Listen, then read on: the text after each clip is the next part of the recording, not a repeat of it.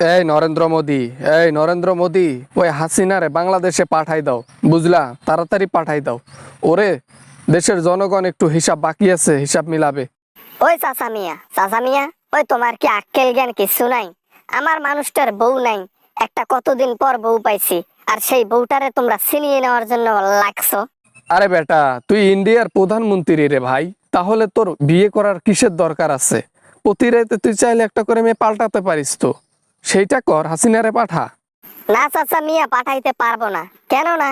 ওই আমার বয়স হয়ে গেছে, এই বয়সে কোনো মেয়ে আমার সাথে বিয়ে বসবে না, এই জন্য আমি ওকে পাঠাবো না, বুঝছো? আরে ও তো অনেক বড় অপরাধী, ও তো দেশ থেকে পালাই গেছে কিসের জন্য তুমি জানো না? হ্যাঁ, এত কিছু জানার পরেও তুমি তাকে স্থান দাও, তুমিও তো অপরাধী সাথে সাথে হলা।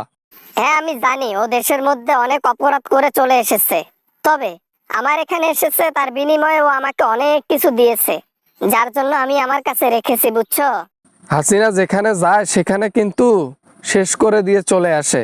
দেখো, তোমাকে আবার হাতে হারিকেন, পিছনে একটা অজরা কোনচা যেন না দেয় তোমারে। না চাচা, আমাকে পাগল পাইছেন নাকি? আমি কি বাংলাদেশের মানুষের মাথা নিয়ে চলি নাকি? আমি নরেন্দ্র মোদি, আমার উপর মাথার উপর কাটল ভেঙে খাওয়া মুশকিল। 18 কোটি মানুষের বিরুদ্ধে লড়াই করছে হাসিনা, 18 কোটি মানুষের মাথার উপর কাটল ভেঙে খাইছে হাসিনা, তাহলে তোমার মতো মোদির মাথার উপর কাটল ভাঙা ওটা মামুলি। আরে চাচা মিয়া, যাই বলেন আর তাই বলেন, হাসিনারে বাংলাদেশে পাঠাবো না। বাংলাদেশে গেলে ওকে পুলিশ গ্রেফতার করবে, কারণ সে অপরাধী, তাকে হারাতে চাই না আমি। সামনে নির্বাচন, ইন্ডিয়ার মধ্যে নির্বাচনের সময় লোকেরা তো জানতেছে যে তুমি একজন অপরাধীকে জায়গা দিছো, এইটা জানার পর তোমার তো কিছু ভোট কমে যাবে, কি করবা? আরে সমস্যা নাই, সমস্যা নাই, হাসিনা থাকলে ওটা কোনো ব্যাপার না। ও আমাকে শেখাই দেবে রাতের বেলা কিভাবে ভোটটা সিস্টেমে নিতে হয়, আমাকে শেখাবে।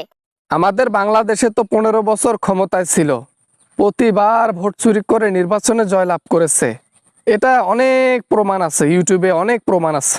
আরে চাচা মিয়া, সেটা তো আমিও জানি রে ভাই। আহা, আপনি বুঝতেছেন না কেন? হাসিনাকে পাঠাতে চাই না, এই বয়সে যে একটা বউ পাইছি, এটাই তো আমার বাপের কপাল। যে হাসিনাকে স্থান দিছো, সেই হাসিনার জন্য তোমাকে কান্না করতে হবে, সেই হাসিনার জন্য তোমাকে পস্তাইতে হবে। দেখো, এর জন্য তোমার ক্ষমতা না চলে যায়। যখন দেখবো হাসিনার কারণে আমার পজিশন খারাপ হতে চলেছে, তখন আমি ওকে বাংলাদেশে পাঠাই দেব, টেনশন করিয়েন না। তবে এখন শান্ত আছে, ভালো আছি, সমস্যা নেই।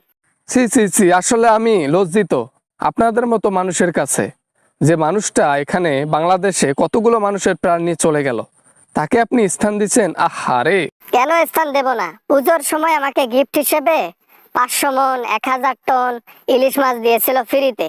কত মাছ দিয়েছে, কত মাটি দিয়েছে, উপকার করেছে। সেটাও তো বাংলাদেশের গরিব মানুষের টাকা, সেটাও তো বাংলাদেশের মানুষের হকের জিনিস। মানুষ বাংলাদেশে ইলিশ মাছ পায় না, আর সে হাজার হাজার টন ফাও দেয়, ফাও। হ্যাঁ, এগুলার জন্যই তো রেখেছি, না হলে কি রাখতাম? এখন রিকোয়েস্ট করতেছে, কান্নাকাটি করতেছে, আমাকে একটু স্থান দাও, পৃথিবীর কোনো দেশ আমাকে ভিসা দেয় না, আমাকে একটু জায়গা দাও।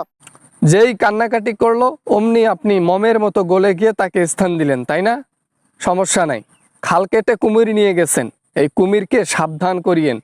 সাবধানের চেয়ে সাবধানে রাখাটা হচ্ছে জরুরি। কুমিরকে কিভাবে কন্ট্রোল করতে হয় সেটা আমার ভালো করে জানা আছে, তাই তোমাদেরকে টেনশন নিতে হবে না চাচ্চু। দেখো দেখো, আল্লাহ তাআলা মনে হয় এই দুইটার পতন একসাথে লেখছে, আর একসাথেই দুইটাই মনে হয় উপরে চলে যাবে, বোঝা যাচ্ছে এই যে এখন থেকে।